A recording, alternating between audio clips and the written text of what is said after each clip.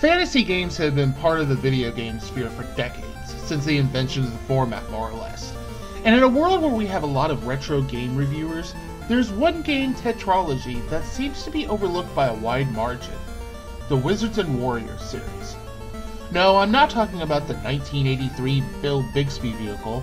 I'm talking about the NES game released 4 years later by Acclaim, developed by Rare? Yes, there are amazing games from the former Ultimate Play the Game company that didn't make it onto the Rare Replay collection. And one of the few exceptions, for some reason or another, that doesn't get talked about is the Wizards and Warriors series.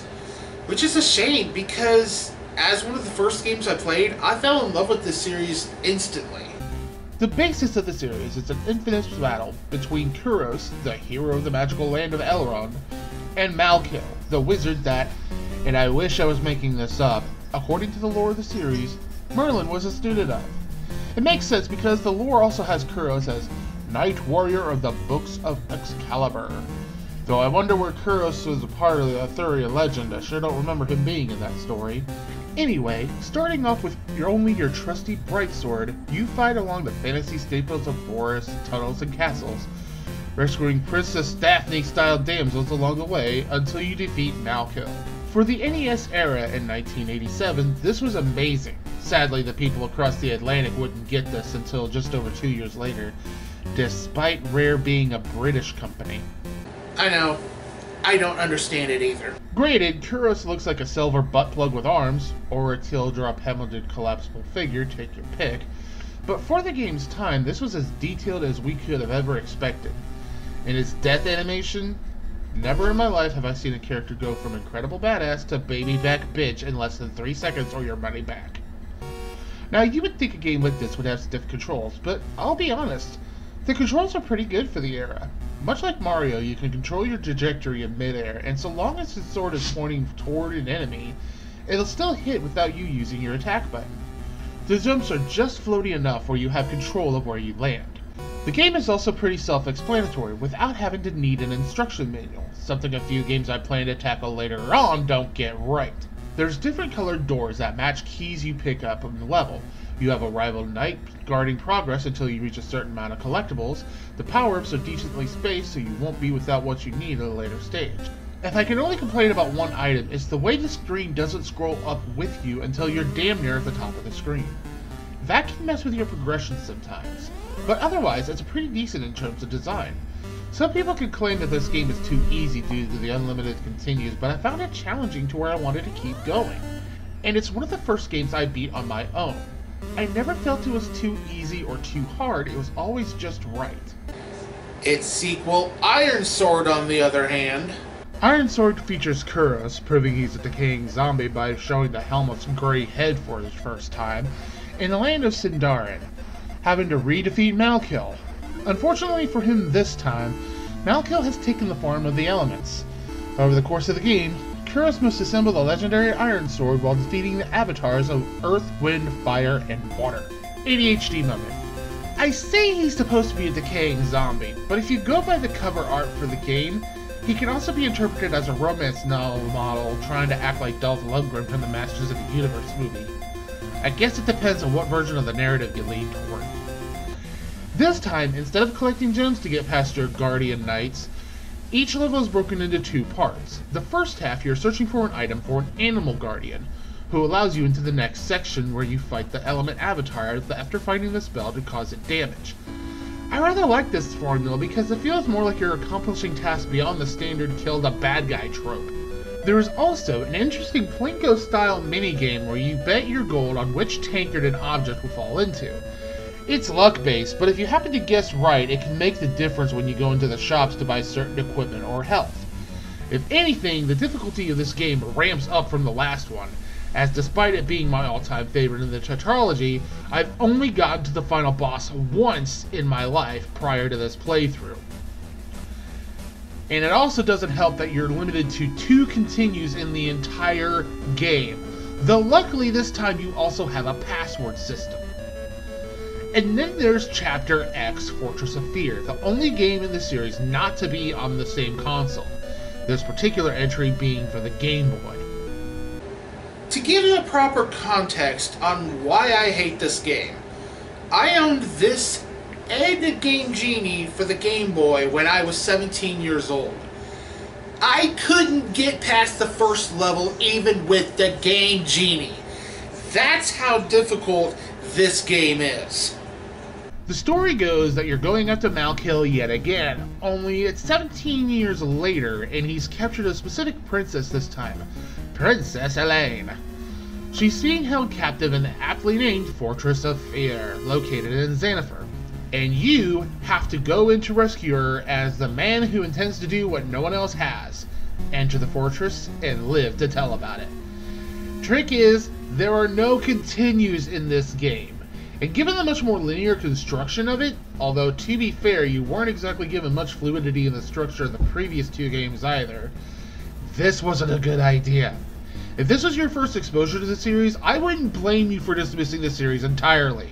Most people who enjoy this series as a whole got into it either through the original game or Iron Sword. Chronologically, this is the last game in the series, so it's understandable they needed to distance themselves from the base story. And this is the era where every IP needed some sort of portable game on the Game Boy. But the only redeemable aspect of this game is the music, and even then it's hit or miss. I only know of the better tracks because of the World of Long Plays channel, which is where this particular footage comes from. In fact, can we talk about the music of this series as a whole? Because, oh my blog, it's gorgeous. Even in the games of the series I've never touched, the music is so catchy and uplifting. You'd think a series set in fantasy realms would be epic and swelling, but no, Rare's incredible sense of what a game needs audibly is dead on as usual. Whether it's riding a fire column in the lava-filled cave, bouncing out on clouds after getting dropped off by a falcon, or swimming underwater trying to find a spell, the soundtracks just seem to keep you motivated and pushing forward. But now we get to the missing bastard of the series, Wizards and Warriors 3: Kuro's Visions of Power. Afflicted with amnesia from a magic bolt from the still surviving Malkill, seriously, you'd think Kuros would have learned by now. Kuros is suffering from amnesia, and apparently so is the rest of the land because no one seems to know who this guy is.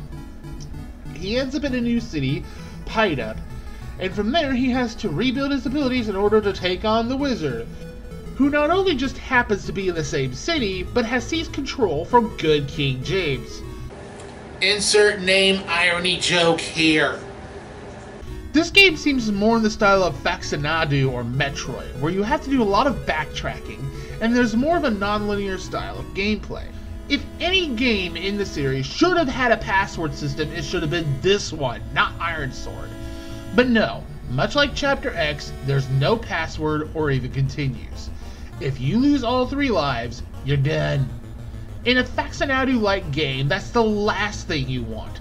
It would be like playing GTA 5, but having to start the game entirely from the beginning if you cause any of the playable characters to die at all. That would be impossible to imagine these days. And this is in 1992. In 1989, the year of Iron Sword's American release, it would have at least been more understandable. But by the release of Wizards and Warriors 3, battery backups and passwords were way too commonplace for this to be an ignorant oversight. Admittedly, the only way I've got any chance to play this title has been through emulators, and this game was notorious about a decade ago for not working with them. It's only been in the last couple of years that the game has worked, and even then, unless you know what the hell you're doing, this game is hard enough where you don't even want to try to get past the first part. In doing research, however, it starts getting clear why this game is so out there. As it turns out, the studio that was making the game, Zippo Games, ended up being bought out by Rare, and as a result, morale dropped to the point where everyone involved in the project quit the company, forcing the studio to shut down. A lone programmer ended up finishing the game after the fact, and any trace of the original studio's work on the cover was removed. Clearly, Rare had no faith in this title, and its misdirection regarding it shows. Then again, when the plans for the sequel for this game involved UFOs and a laser sword, I'm kinda glad this fell apart the way it did. So why haven't we seen any ports to the Virtual Console or attempts to revive the series? One could argue that of any games to belong on the Rare Replay collection, Wizards and Warriors surely would have been a key element. Hell, it's one of the few game series that could benefit from a well-deserved reboot or remake at this point. Well, that's where things get depressing. Acclaim, the publisher that had all the rights to the IP, went bankrupt in 2004, so the rights went to Throwback Entertainment. It was 4 of a larger selection of games, including Extreme G and Sword of Vengeance, the only 2 of which have even resurfaced since. There isn't even a sticker pack for iOS for Wizards and Warriors, and as of 2010, the company had no intentions of even attempting to capitalize on any of Acclaim's other former IP. So sadly, there's a great chance we'll never see another epic clash between Kuros and Malkiel. But the irony is, that may have been for the best. Considering how many outdated concepts the series had, and how much gaming has grown since then, it's hard to see how a series like this could even survive being made today, let alone without modernizing some of the concepts. That's why my final assessment for this game series is a pair of jelly shoes out of 10. They're sparkly and pretty for their time, and if you have a pair from your youth, they're worth looking at now and again, but bringing it back in fashion isn't the smartest of ideas unless you modernize it. And that's kind of how these games are. In an era where games are surpassing the standard tropes of the 1980s and going beyond the limitations of the past, maybe it's best for Wizards and Warriors to remain the nostalgic bygone that it is. I wouldn't be angry if it resurfaces, especially if it's done as an Xbox One exclusive digital release, as anyone other than Rare developing it would be ridiculous. But at the same time, I certainly wouldn't be depressed if we never get anything like it, especially given the reviews that Rare's latest release, Sea of Thieves, is getting at the moment. I'd rather see a spiritual successor to Kuros Adventures and a ukulele theme, but as for the original story, it's better for Kuros' story to end at the Fortress of Fear. If you manage to find physical copies of these games, I would highly recommend going for the first 2. The latter 2, let's just say I'm not entirely in the idea of reacquiring them. I will admit it'd be nice to get updated versions of these games, but even if we don't, I still have the memories of pushing past the trials of Castle Ironspire and completing one of the best games of my childhood.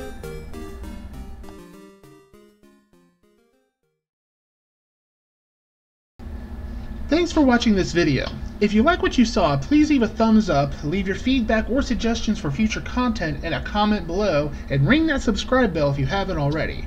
Also, check out my Twitter to find out what I'm working on next, and please consider donating to my Patreon to get an influence on future videos. Thanks for watching, and I'll see you in the next episode.